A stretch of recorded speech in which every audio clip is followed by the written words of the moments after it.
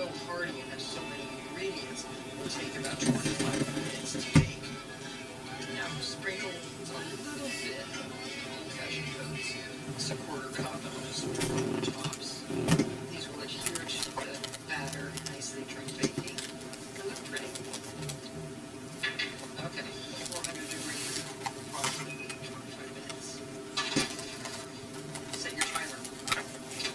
This is a very nice way to kickstart your day. Just peel off the paper, and look what emerges. A really, really pretty muffin. Hefty, healthy, tasty, great for you and your family.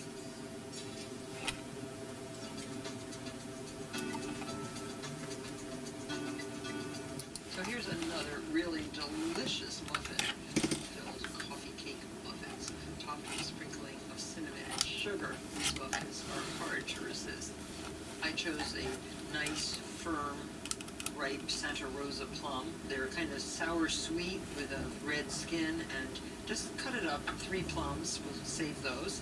And right in the bowl here, your dry ingredients, 2 cups of all-purpose flour.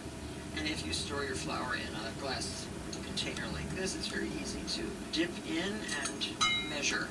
3/4 of a cup of granulated sugar, 1/2 teaspoon of salt, 1/2 teaspoon of cinnamon, and 1 tablespoon baking powder. And sift this with your wire whisk. Very easy. And just a large pinch of freshly grated nutmeg. That's a large pinch. And now into this bowl, 2 eggs. Any large eggs. You can whisk these with 3/4 of a cup of milk and 1 teaspoon of vanilla. And 1/2 cup of melted butter, melted and cooled. And always keep your ingredients at room temperature. Hot butter into icy cold flour, it will lump, and you won't be happy with the result. Okay, so this is your batter. Now you can add the wet to the dry. Just stir it in. This makes a nice cakey batter. So it stirs very nicely. It does not have to be particularly smooth. And this is about 2 tablespoons of batter into our papers. Papers are very handy because you don't have to butter, you don't have to spray. It doesn't add any additional calories to your muffin. And just very little cleanup. So now, plums. Use a spoon or your fingers to drop plums right into each of the 12 papers. It calls for 3 plums chopped. And now use up the rest of the batter. Now your oven should be preheating at this point at 375 degrees. And the muffins will cook for about 15 to 17 minutes. So now in a little bowl, just put 2 tablespoons of sugar and 1/4 of a teaspoon of cinnamon. And just sprinkle the top. Cinnamon goes very nicely with plums. And this is going to be your little plum coffee cake. Very nice for a brunch, really, really nice with a cappuccino for breakfast, or just as a special after-school treat. So pop those into your 375 degree oven. Set your timer for 16 minutes. So once these are cooled, you can remove them from the muffin tin, and they really do look pretty. I think these are beautiful looking muffins. This one is never going to get to my table because I am going to show you what it looks like when you peel the paper off and break this in half with a lovely muffin full of delicious fruit. And this plum coffee cake is sure to become one of your favorite muffins ever. Enjoy.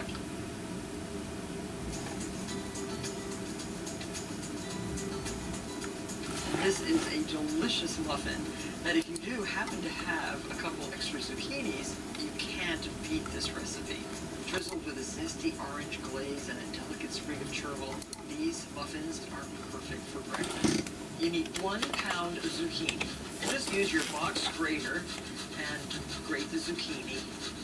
There, that's good. Now, zucchini is a wet vegetable, and you want to try to get as much moisture out of this zucchini as possible. So what I'm going to do is just put it all into a cloth, and we'll just let that sit for a second until the juices start to run, and then squeeze. And while we're waiting for that, you can start the rest of the muffin. Melted butter, 3/4 of a cup, and 3 large eggs, and 1½ cups of granulated sugar. And this is another muffin that's easily made by hand without an electric mixer. You can just make it in a bowl. Stir well until incorporated. And to this add the zest of 1 bright orange. You just want the outside bright skin of the orange when you're zesting. And squeeze the juice too. And we just need a tablespoon, so just sort of eyeball it. So those are our wet ingredients. Simple, fragrant, really fragrant. It just smells delicious. Now for our dry ingredients. 2½ cups of unbleached all-purpose white flour. 2½ teaspoons of baking powder. You might say, oh, why so much? Well, you remember, we're having zucchini. It's sort of a heavy addition to the batter. That's why you need a little bit more leavening. And some other interesting ingredients. 1/4 teaspoon of aniseed. 1/4 teaspoon of ground cinnamon. Ground cardamom from cardamom seed pods. Mix these together. So we now have our dry ingredients. Now we have to squeeze our zucchini. Now watch this, just twist the cloth. I remember doing this as a child for my mother when we made cabbage pierogi. We would squeeze the steamed cabbage and get all the moisture out of it. So that's enough, I think. Now this can go right into your wet ingredients. The same recipe actually can be adapted to other kinds of squash. You can also use carrot. And now add your dry ingredients. It's a nice batter. And if you notice, the muffins that we're making on this show all have a little bit of a twist. A topping, a sprinkling, a spice. Makes a much more interesting muffin. These are now ready to spoon into our papers. Just pieces of parchment paper folded like a tulip cup. So use a ½ cup ice cream scoop and gently drop the batter down into the paper. And this should make 10 muffins. Make sure your oven is preheated, 325 degrees, and bake for about 25 minutes. This zucchini muffin has a sugar glaze made out of powdered sugar, orange juice, and orange zest. And you'll want about a tablespoon of glaze on top of each of these beautiful muffins. And I also like to garnish with a little piece of chervil. This is a great late summer muffin when you have way too much zucchini in your garden and don't know what to do with it. Zucchini is the secret ingredient for keeping these muffins very moist. Thanks so much for watching, and I'll see you on the next episode of Martha Bakes.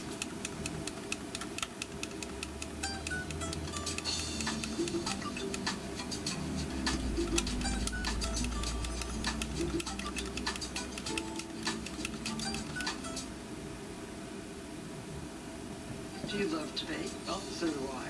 Do you want to know how to bake even better? Please join me every week in my kitchen. I'll teach you everything you need to know to make scrumptious creations like these from scratch. The best tips and techniques, the freshest ingredients, exact measurements, and some secret touches to make everything you bake extra special. It's all here on Martha Bakes. I just adore the flavor of citrus, from the tartness of a bright-skinned lime to the sweetness of a juicy orange. Citrus always works its magic to enhance any recipe it's used in. And today I'm using a variety of citrus fruits to create some enticing desserts. We have a light and airy orange chiffon cake served with whipped cream and shoestring orange peel. Shaker lemon pie, one of my very favorite lemon pie recipes. Lime squares with pistachio graham cracker crust. It'll change your mind about what your favorite bar cookie is. And a citrus upside down cake. So beautiful to look at and even better to eat. All of this today on Martha Bakes. This light and airy orange chiffon cake is bursting with bright citrus flavor, from the zest and juice in the batter to the candied orange peel garnish. So we have 2 cups of all-purpose flour, 4 teaspoons of baking powder, and a half a teaspoon of salt. And you'll see as I proceed with the recipe what made this a little unusual from the usual cake batter. We should add also 1 cup of granulated sugar. So whisk these things all together. Basically, you can do this without an electric mixer, this whole cake, if you have a big wire balloon whisk to beat the egg whites into a meringue-like texture. So here's our dry ingredients. Make a well. And the dry ingredients. Making a well is sort of like making a volcano. So there's our well. 6 large egg yolks, bright yellow, easy and pretty. And it's baked in a angel food cake pan, so you have to have one of those. 1/4 cup of cold water into the egg yolks. 1/2 cup of safflower oil. Use a very flavorless, pure oil. Safflower works very well in a cake like this. And 1/2 cup of orange juice. Whisk the eggs, and as you whisk, the flour gradually becomes incorporated. So that's a pretty batter, which will only get prettier as I add 2 tablespoons bright colored orange zest. And with all baking projects, always start with getting all your ingredients in order. So they're ready for the next step, which is to incorporate the beaten egg whites right into the batter. So in the bowl of the electric mixer, there are the 6 egg whites from the 6 egg yolks. And we need 1/4 teaspoon of cream of tartar. Cream of tartar really does help keep the egg whites dry and also makes them fluffier. And 1/2 cup of granulated sugar to make those egg whites glossy and pretty. And they will tend to break less. And if you know what I mean by breaking, sort of separate into dry clods. You want a silky egg white. Now check your egg whites. You don't want them too stiff. Soft peak. Looks good. Release your beater and shake off the excess. Now these will get folded right into the batter. Fold a little bit first into the batter. Folds in so nicely, very smooth. And do not grease your cake pan. Angel food cake pans have kind of a specially spun surface, which allows the cake to climb up the sides of the pan and stick there. It is folding in beautifully. What a voluminous batter. And who would have guessed that you could get this out of those ingredients? There. So now, get your batter into the cake pan. So beautiful. And get this right into your oven. Preheated to 325 degrees, 55 to 60 minutes. 325, set your timer. When it comes out of the oven, this is what it looks like. Look how beautiful. all the way up to the top of the pan should rest upside down on these little legs. That's why they're there, until it's totally cooled. Then turn it over, and with a very sharp, thin knife, this kind of salmon slicer really works extremely well. Insert the knife right at the edge of the pan and go all the way around, releasing the cake. Trying to stay completely next to the edge because you don't want to hurt the look of the cake. That should come out. Now lift, or better yet, turn. There. Goody goody. Excellent. Remember, this cake only has oil in it, so that's the only thing that's making it come away from the middle. And then go all the way around the bottom. I think it'll come undone. And then it brings right down onto your beautiful cake stand. Ah, an orange chiffon cake. What fun, and how pretty, and how light, and how airy. Now to serve, use a serrated knife to lightly cut through this extremely light cake. There. And look at the beautiful texture, the beautiful color. Superb. And on plates like this, with a little bit of whipped cream right here,